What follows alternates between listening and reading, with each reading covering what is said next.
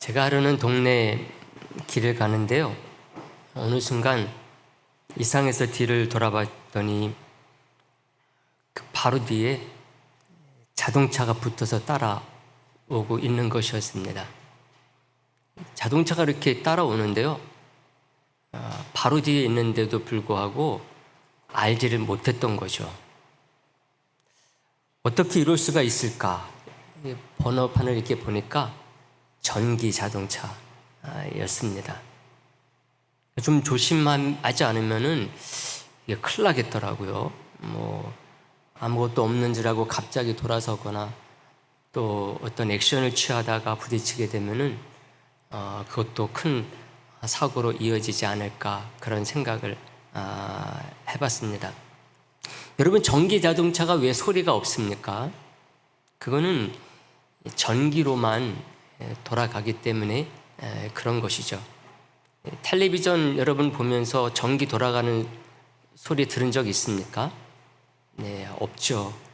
텔레비전에 나오는 그 배우들 소리만 나오는 거죠.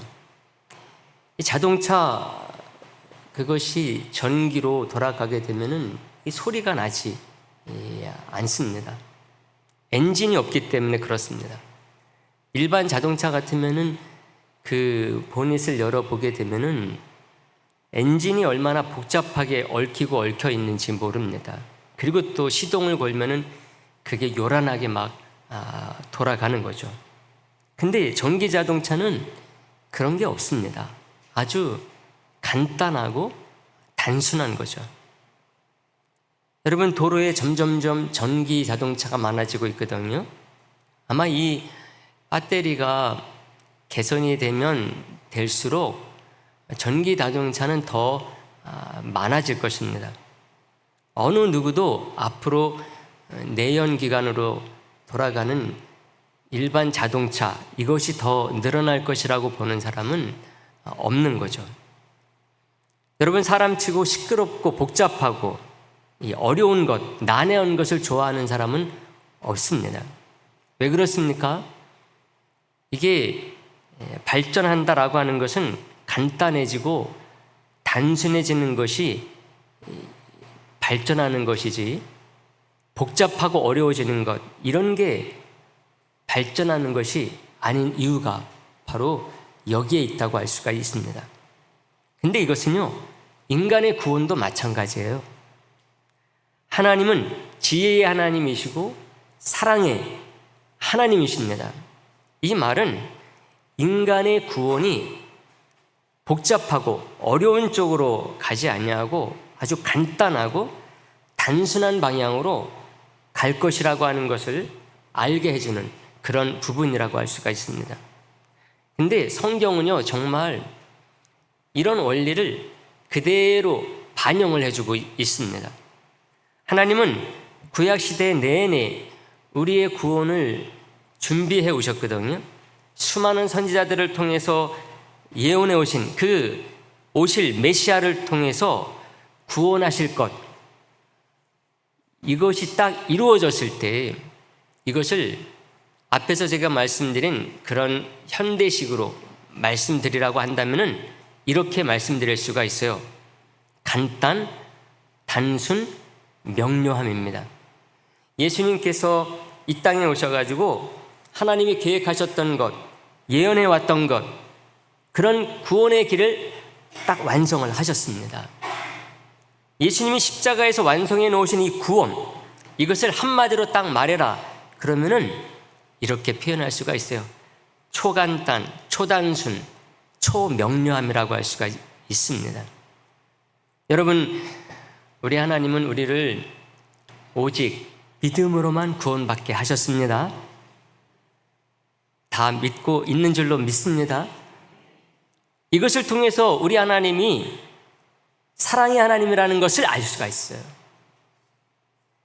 그렇게 사랑하시는 저와 여러분, 저와 여러분들이 구원받기를 원하신다. 그렇다고 한다면은 그 구원을 우리 하나님께서 복잡하고 어렵게 만들 수 없는 것입니다. 참된 신이라고 한다면은 그럴 수 없는 거죠. 더 많은 사람이 쉽게 구원받을 수 있도록 그 구원의 길을 그렇게 만드는 것입니다. 어떻게 하면은 이 사랑하는 저와 여러분들이 더 많이, 더 쉽게 구원받게 할 것인가? 이것을 고민하는 게 너무나 당연한 거죠. 신약 성경 기자들은요, 이것을 아주 여러 가지로 증거하고 있어요. 우리 하나님께서 얼마나 많은 고민을 통해서 우리의 구원을 이렇게 쉽게 만들어 놨느냐, 예수 그리스도가 그것을 증명한다 말을 하면서 그 과정들을 여러 가지로 신약 성경의 기자들이 증거를 합니다. 오늘 본문도 바로 그런 말씀 가운데 한 말씀이기 때문에 본 것입니다. 히브리서인데요, 히브리서는 히브리인들에게 보낸 편지입니다. 좀 길어가지고 뭐 이게 편지야 그렇게 생각할 수 있는 분들이 있을지 모르지만은요, 히브리서도 편지입니다. 이스라엘 유대인들을 다른 말로 히브리인이다 이렇게 부르기도 하거든요. 그런 의미에서 히브리서는 바로 이스라엘 유대인들에게 보낸 편지인 것입니다. 전에는 이 히브리서를 누가 기록했느냐? 사도 바울이 기록했다. 이게 정설이었어요. 저도 그래서 어렸을 때는 항상 목사님으로부터 히브리서 누가 기록했는가? 히브리서는 사도 바울이 기록했다. 그래서 사도 바울이 기록한 서신서는 총 14개다. 이렇게 배웠습니다. 근데 제가 신학교 들어가서 배울 때는 그렇게 배우지 않았어요. 그래서 오늘날은 히브리서는 사도 바울이 기록한 것이 아닌 것은 분명하다. 이렇게 정리가 됐습니다. 근데 칼빈 선생님만도요, 히브리서를 주석할 때에 주석을 하시면서 그 안에 항상 이 히브리서가 사도 바울이 기록한 것으로 전제를 하고 주석을 하고 있습니다. 근데 그 이후로 신학자들에 의해서 연구에 연구를 거듭하면서 이 히브리서는 기자가 기록한 사람이 누구인지는 모르지만 사도 바울은 아니다. 이것은 정리가 딱 되어 있습니다. 누군지 모르지만 말씀드렸던 것처럼 히브리서 기자는 예수님이 딱 오셔가지고 완성하신 구원이 얼마나 획기적이냐, 얼마나 놀라우냐, 이것을 아주 혁명적으로 전하고 있습니다. 제가 혁명적이다 이렇게 표현한 이유가 있어요. 여러분들이 계속되는 말씀 가운데 왜 그렇게 표현했는지를 꼭 찾을 수 있게 되기를 간절히 바라겠습니다. 이걸 한마디로 말하면은 이제는 구약시대 내내 지내왔었던 예루살렘 성전 제사는 이제 필요 없어졌다. 이렇게 말하는 게 바로 오늘 본문의 히브리서 기자의 말씀입니다. 그래서 오늘 본문 첫 절이 딱 요약을 해주고 있는데요, 오늘 본문 첫 절 19절 말씀 봤지만 다 같이 보도록 하겠습니다. 다 같이 보겠습니다. 그러므로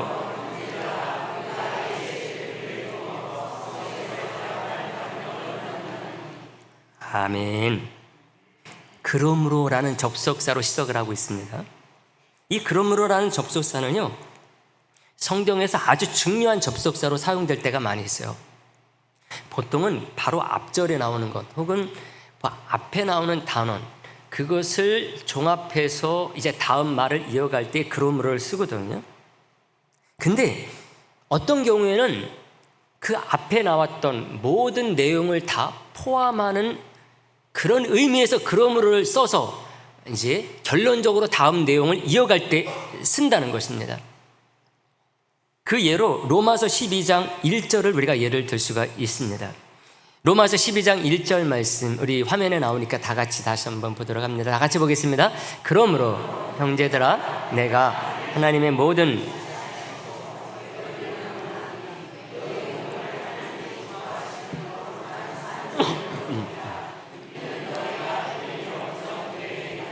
아멘. 우리가 너무나 잘 아는 말씀이죠. 외우는 그런 말씀이기도 합니다. 여기서 뭐로 시작을 합니까? 그러므로라는 접속사로 시작을 하죠.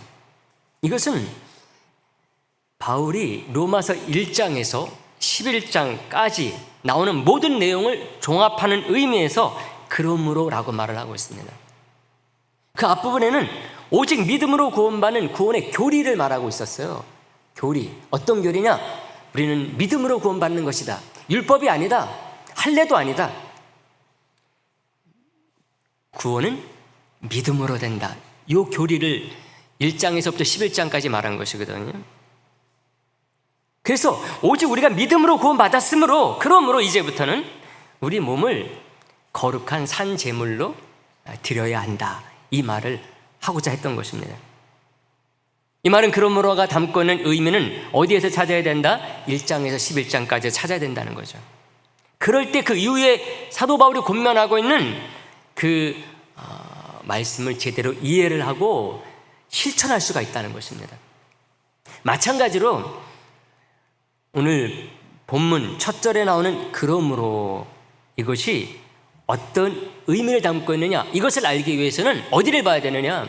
바로 앞절이나 바로 앞 문단을 봐는 게 아니라 히브리서 1장부터 10장 18절까지의 내용을 다 봐야지만이 알 수 있다고 하는 것입니다.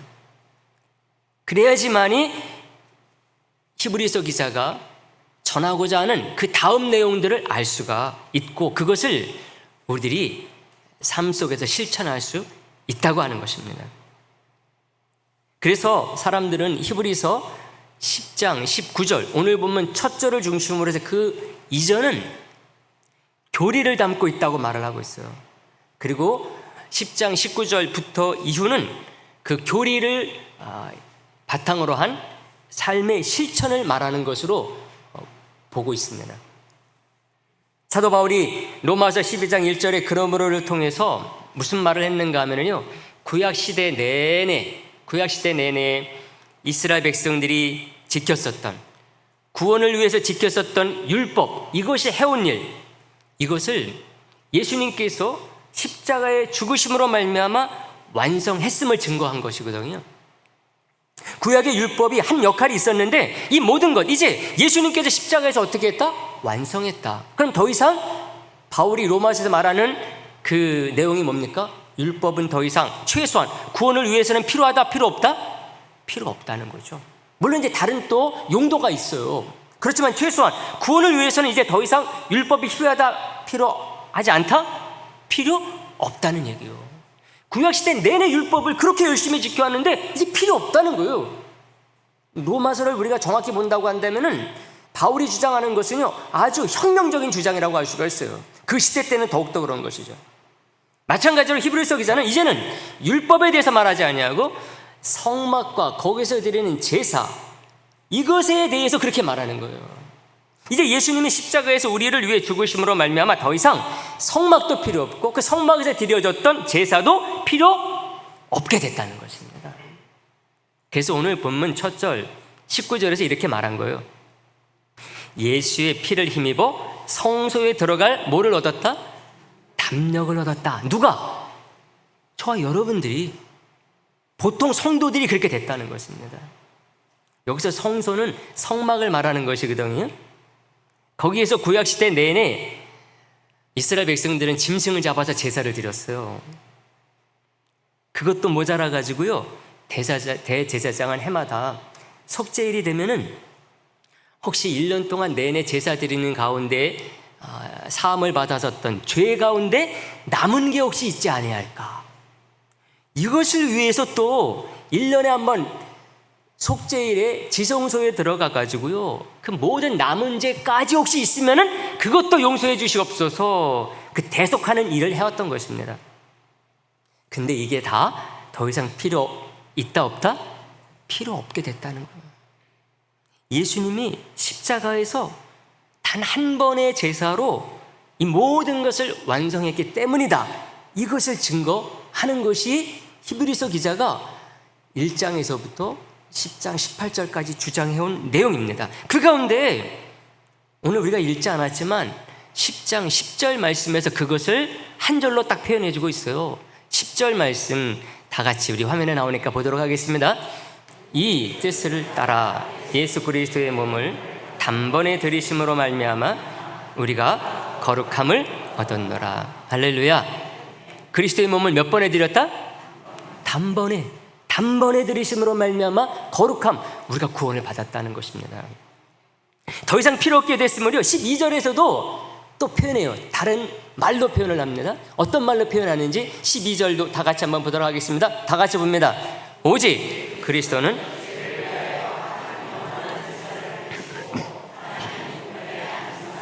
아멘. 뭐라고 표현합니까? 단번에를 뭐라고 표현한 것 같아요? 단번에를 이번에 뭐라고 표현한 것 같아요? 한 영원한 제사. 딱 이렇게 표현했어요. 한 번 드린 효과가 어디까지 간다? 영원히 간다. 여러분 1년짜리 백신 맞으면 그 다음에 맞아야 돼요? 안 맞아야 돼요? 1년짜리면 다음에 맞아야 돼요. 근데 우리를 속하시기 위해서 십자가 죽이신 예수님의 그 죄의 백신은 몇 년 간다? 영원히 간다. 영원히. 그래서 한 영원한 제사 이렇게 딱 이름을 붙였어요. 여러분 특히 지성소 같은 경우는 누구만이 들어갈 수 있습니까? 1년에 딱 한 번 대제사장만이 들어갈 수가 있습니다. 만약에 다른 사람이 잘못 들어갔다면 어떻게 돼요? 죽는 곳이었어요. 근데 그 지성소를 포함해서 성소에 우리 모두가 들어갈 수 있게 됐다는 것입니다. 예수님이 그리스도가 되어주셨기 때문이라는 것이죠. 그래서 표현한 것이 그겁니다. 예수의 피를 힘입어 성소에 들어갈 담력을 얻었다 이렇게 말하고 있어요. 여기서 담력이라는 말로 표현이 돼가지고 좀 우리가 다르게 생각할 수가 있어요. 그러나 원래 의미를 담아서 번역한다 그러면 자격 혹은 능력으로 번역하면 이해가 쉬워요. 우리 모두가 예수 그리스도의 십자가의 보혈의 피로 말미암아 성소에 들어갈 자격을 갖게 됐다는 것입니다. 들어갈 수 있는 능력자들이 됐다는 것이죠. 믿으시길 간절히 바랍니다. 얼마나 놀라운 일이에요. 그러니까 성소가 더 이상 필요가 없어졌다는 거예요. 뭐 지성소나 내성소나 마당이나 다 똑같아 버려졌다는 것이죠. 여러분 우리는 2000년 후에 지금 신앙생활을 하기 때문에요, 히브리서 기자가 한 이 얘기가 얼마나 놀라운 선언인지, 얼마나 놀라운 주장인지, 얼마나 정말 개혁이라고 표현해도 만족스럽지 않은 정말 혁명적인 단어가 그 속에 최대한의 극단성을 담고 있다고 한다면 혁명이라고 표현해야 될 만한 말씀이 이 말씀이라는 것입니다. 히브리서 기자가요, 이 편지를 보낼 때는요, 예루살렘 성전에서는 날마다 제사가 드려지고 있었어요. 온 이스라엘 백성들이 제사 드리기 위해서 짐승 잡아서 거기에 오는 것입니다. 이걸 하고 있었다니까요. 근데 한쪽에서 열심히 드리고 있는데 기독교인들이 이거 필요 없다고 말하는 거예요. 그건 뭐 이스라엘 백성들이 사사로이 하는 게 아니거든요. 거국적으로 나라의 지도자를 중심으로 해가지고 온 백성이 국가적으로 하는 거였어요. 근데 그거를 한쪽에서 필요 없어졌게 됐다 이렇게 말하니까 그 어떤 사람입니까? 그거 반역죄로 잡아가도 그만이에요. 죽여도 그냥 할 말 없어요. 강하게 표현하면요, 예수님께서 십자가에서 이 일 다 하셨으니까는 다 때려치우라는 거예요. 더 이상 그 죄 없는 짐승들 괴롭히지 말라는 것입니다. 이 말은 예루살렘 성전도 필요 없어졌다는 거예요. 성전의 가장 중요한 내용이 뭡니까? 행사가 제사 드리는 거였거든요. 근데 제사 드리는 거 필요 없어졌으니 이거 성전도 이제는 없어도 된다는 것입니다. 그래서 제가 이건 개혁 정도가 아니라 혁명 중에 혁명적인 주장이다 이렇게 말씀을 드리는 것입니다. 목숨 걸고 내놓고 한 말이라는 거죠. 기독교인들이 예수 믿는답시고 이런 얘기를 하고 다녔으니 그 누가 좋아했겠어요? 그 시대 때. 당시 여러분 예루살렘 분위기를 생각해 보세요. 예수님 잡아다 어떻게 했습니까? 대제사장이 십자가에 죽어버렸거든요. 그러니 그 대제사장이 이거 알면은 어떻게 됐겠습니까? 너도 죽을래? 그러는 것입니다. 근데 더 놀라운 게 뭔가 하면은요, 그로부터 몇 년 지나지 않아가지고 정말 예루살렘 성전이 없어져 버렸어요. 이건 제가 추측으로 말씀드리는 게 아니에요. 역사적인 사실입니다. 히브리서 기자가 이 히브리서를 언제 썼을까 우리 정확히 몰라요. 근데 예수님께서 부활 승천하시고 나가지고 그 이후로 10년, 20년, 아마 30년 후에 쓰지 않았을까 그런 생각이 들어요. 그래서 최소한 언제 전이다. 70년은 넘어가지 않는다는 거예요. 왜 그런가 하면은 AD 70년에는 로마 군대가 이스라엘 쳐들어와가지고 로마 그 군대 티투스 장군이 예루살렘 성전을 완전히 붕괴를 시켜버렸어요. 더 이상 너희들 예루살렘 성전에서 제사 드리지 말라. 이스라엘을 완전히 나라의 그 이름을 빼앗아 버리고 더 이상 나라로 존속하지 못하게 만들었는데, 그 가장 중요한 일로서 예루살렘 성전을 붕괴시켜버린 것입니다. 더 이상 제사를 드릴 수 있습니까? 없습니까? 드릴 수 없게 됐어요. 그때 로마 군인들이요, 예루살렘 성전에 있었던 그 모든 성물들을 다 가지고 가버렸어요. 다 금으로 만들어 놨거든요. 다 치고 가버렸어요. 티투스 장군 개선 문이 로마에 가면에 있는데요, 거기에 그게 그려져 있어요. 그 로마 군인들이 성전 안에 있었던 등잔대, 이것을 메고 가는 게 그려져 있어요.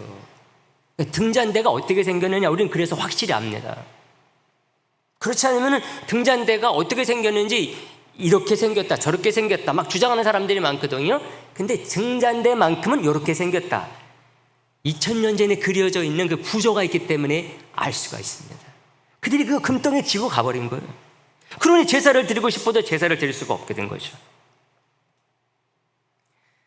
오신 예수님을 믿지 않으니까, 예수님께서 십자가에 죽으시고 부활 승천하신 이후 40여 년 만에 아예 하나님이 성전 자체를 없애버렸어요.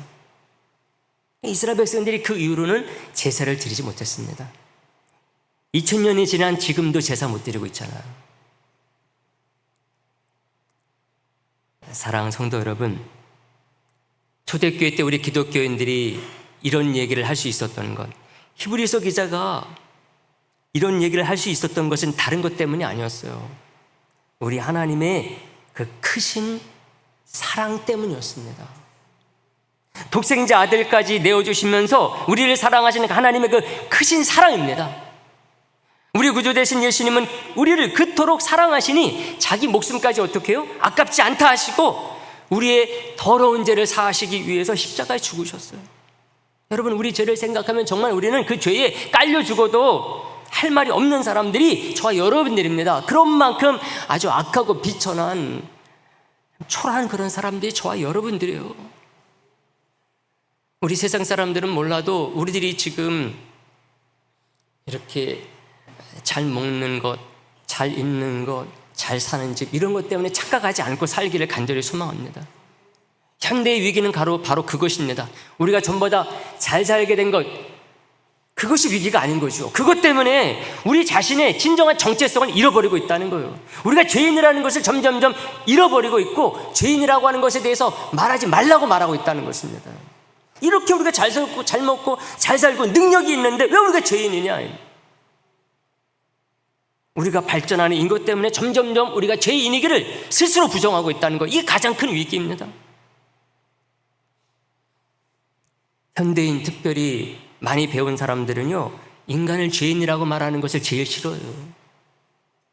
우리가 주일학교 학생들 불러다 놓고 우리는 죄인이야, 그래서 우리 예수님 믿어야 돼, 그거 요즘 배운 사람들이 들으면 학을 띱니다. 왜 우리 애를 갖다 죄인이라고 말하느냐? 애가 좀 자신감을 갖고 힘차게 살아나가야 되는데 죄인이라고 말하면 어떻게 걔가 이 세상 속에서 자신 있게 살겠느냐는 거예요. 세상 심리학적으로는 그게 맞을지 모르지만은 성경적으로 말하면은 우리가 죄인인 것을 분명히 알 때 우리가 이 세상에서 더 힘있게 살아나가는 멋진 소망의 사람이 될 수 있다고 하는 것을 저 여러분들 꼭 믿을 수 있게 되기를 간절히 소망합니다. 그걸 제대로 모르니까 그것 때문에 사람이 자신 없게 스스로 자괴감에 빠질지 모르지만은요, 제대로 안다고 한다면은 우리 그로 말미암아 예수 그리스도를 말미암아서 더 힘있게 살아나갈 수 있는 것이 참된 신앙의 사람임을 믿을 수 있게 되기를 간절히 소망합니다. 그래서 우리 정확히 가르쳐 줘야 돼요. 성경은 죄 없다고 생각하는 자들이 세상을 악하게 만든다고 말을 합니다. 왜 그렇습니까? 죄와 욕심과 사망은 한 통속이기 때문에 그래요. 욕심이라고 표현하지만 세상 사람들은 그것을 야망이라고 표현하기도 하고 비전이라고 표현하기도 하고 인생의 최고의 꿈이라고 표현하기도 합니다. 근데 야고보 선생님은 그것을 욕심이라고 표현하면서 그것은 죄와 사망과 한 통속이라고 말하고 있어요. 야고보서 1장 15절에서 이렇게 말을 합니다. 욕심이 잉태한 즉 뭐를 낳는다? 죄를 낳고 죄가 장성한 즉 사망을 낳는다, 이렇게 말하고 있어요. 우리 가지고 있는 욕심, 야망, 우리의 인간적인 비전들, 이런 것들은 죄와 분리돼서 움직이지 않는다는 것입니다. 그 죄는 또한 사망과 항상 연계되어 있음을 말해주고 있어요. 여러분, 죄는 숨긴다고 숨길 수 있는 거 절대로 아닙니다. 없는 것이라고 아무리 우리들이 스스로 세뇌를 해도 억눌러도 삐져나오는 게 죄예요. 이게 언제 삐져나오는지 삐져나와 있다니까요, 죄라는 게. 이렇게 심각한 것이 죄이다 보니까 하나님은 이를 해결하기 위해서 독생자 예수님을 보내주신 거예요. 이 세상에 인간의 몸을 입고 오신 예수님은요, 십자가에서 기꺼이 죽으셨어요. 사랑하는 성도 여러분, 예수님께서 이 세상에서 몇 년 사셨습니까? 30년 사셨어요. 만약에 예수님께서 30년 사시는 동안에 인간의 죄라는 것, 이게 별로 심각하지 않다, 그랬다고 한다면 예수님은요, 원래 계획을 수정하셨을 거예요. 왜? 30년 살아봤으니까. 아마 하나님 아버지도 설득했을 거예요. 아버지, 제가 인간의 몸을 입고 여기 와서 30년을 살아보니까요, 인간의 죄를 해결하기 위해서 저까지 죽을 필요는 없을 것 같아요. 그 정도는 심각하지 않더라고요. 제가 30년 살아보니까. 그러니까 제가 죽는 일은 안 하고 다른 길이면 될 것 같아요. 아마 이렇게 말씀하지 않았을까 제가 생각하는 겁니다, 여러분. 근데 예수님은 그렇게 했어요? 안 했어요? 그렇게 안 했어요. 예수님은 인간의 몸을 입고 인간 사회에서 함께 30년 살아보니까 원래 계획대로 우리의 구원은 뭐밖에 없다? 십자가밖에 없다. 십자가의 길을 가신 것입니다. 사랑하는 성도 여러분, 우리는 오늘 본문에서 히브리서 기자가 전하는 말씀을 통해서 우리의 죄가 얼마나 무서운 것인가를 또 한 번 깨달을 수가 있어요. 25절 마지막 절 말씀이 그거를 보여주거든요. 25절 마지막 절 말씀, 다 같이 말씀도 보도록 합니다. 다 같이 봅니다. 모이기를 패하는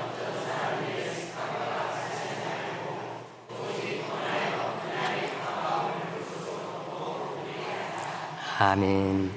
이 편지를 받는 사람들은 당시 예수님을 이미 믿고 있었던 유대인들이었을 것입니다. 근데 예수님 부활 승천하신 지 얼마 안 돼가지고 정말 뜨겁게 믿는 사람들이었었거든요. 근데 불과 몇 년 지나지 않아가지고요, 그들의 신앙의 삶이 어땠느냐, 본이 되지 못하는 부분들이 나타나기 시작을 했어요. 기껏해 예수님 승천하신 지 3, 40년 안 됐습니다. 초대교회 중에서도 초대교회요. 초대교회는 예수님 십자가에 돌아가시고 부활하시고 승천하시고 나서 100년, 200년, 300년 그 정도까지도 초대교회로 봐요. 근데 지금은 예수님 승천하신 지 3, 40년도 안 지났는데 근데 이들 속에 본이 되지 않는 모습들이 나타나기 시작했다는 것입니다. 얼마나 무서운 일입니까, 여러분? 이런 분위기는요, 히브리서 이 뒷부분에서 더 잘 보여주고 있습니다. 이것은 오늘 시대를 살고 있는 저와 여러분들에게 아주 중요한 교훈과 시사점을 주는 부분이에요. 예수님을 믿고 구원받았음에도 불구하고 그 삶이 본이 되고 행위와 실천이 잘 된다, 이것이 쉽지 않다는 거예요. 쉽지 않아. 그래서 이 히브리서 기자도요, 오늘 본문에서 우리의 구원과 우리의 삶, 본이 되는 삶과 연계시키지 않습니다. 우리가 삶 속에 잘 실천해야 구원이 될 수가 있습니다, 이렇게 말하지 않아요. 마치 그것은 늪에 빠진 자에게 스스로 나오게 하려는 것과 똑같다고 할 수가 있습니다. 그 대신 우리가 기독교인으로서, 예수 믿는 사람으로서 사람들에게 본이 돼서 많은 사람들이 우리의 행실을 보고 예수님 믿도록 합시다, 이것을 위해서 다른 방법으로 호소를 해요. 우리 행위와 구원과 연계가 되어 있으니까 우리가 구원받기 위해서는 우리가 삶 속에 본이 되어야 됩니다, 이렇게 말하지 않아요. 우리는 이미 예수 그리스도로 말미암아 구원 받았음으로 말미암아 그 구원이 얼마나 우리들에게 은혜가 넘치고 우리를 위해서 해주신 예수님의 그 노력이 얼마나 큰지 우리가 바로 알게 될 때에 우리가 삶 속에서 본이 되고 사람들에게 선행을 하는 사람들이 될 수 있음을 말해주고 있다는 것입니다. 방향성이 완전히 다르지 않습니까? 이것은 바로 우리의 죄라고 하는 것이 얼마나 큰 것인가를 생각하게 한다는 것입니다. 거기에 더해서 예수님의 십자가의 죽음은요, 우리의 죄, 그것이 얼마나 심각한지를 더 보여줘요. 예수님이 지은 십자가의 그 고통은 바로 우리의 죄의 심각성의 크기입니다. 이번 집중제자 훈련에서 우리가 성막을 다루는 것도 그런 차원이에요. 성막을 우리들이 배워가지고 누구한테 자랑하기 위해서 그런 거 아닙니다. 우리가 신앙생활 한 지 수십 년 됐으니까 이 정도는 알아야 되겠지, 그래서 우리가 공부하는 거 아니에요. 성막을 알 때에 정말 우리를 구원하시기 위해서 우리 하나님께서, 우리 주님께서 얼마나 크고도 큰 헌신, 노력, 희생이 있었는지를 우리가 제대로 알기를 원하는 것입니다. 우리는 믿음으로만 구원받았지만은 그 믿음이라고 한 단어 속에 이렇게 놀라운 은혜가 있었다고 하는 것을 제대로 알기 위해서 그런 것입니다. 이런 내막을 모르니까요, 우리가 구원을 가볍게 생각해요. 구원을 가볍게 생각하니까 우리의 삶과 행동이 가벼워지는 것입니다. 히브리서 기자가 오늘 본문 앞부분에서 그것을 충분하게 알게 해놓은 것입니다.